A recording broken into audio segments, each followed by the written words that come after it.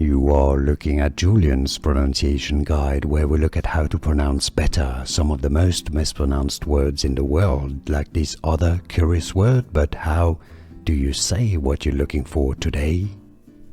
We are looking at how to pronounce these words, as well as how to say more confusing vocabulary that many mispronounce, so make sure to stay tuned to the channel. Two different ways of pronouncing it.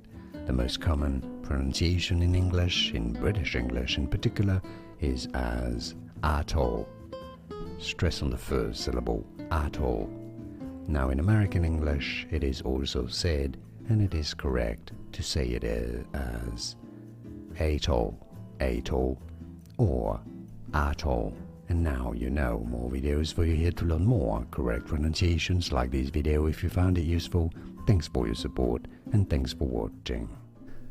Here are more videos on how to pronounce more confusing words and names too many mispronounced. Like this video if you found it useful. I appreciate your support. I'll see you soon and thanks for watching.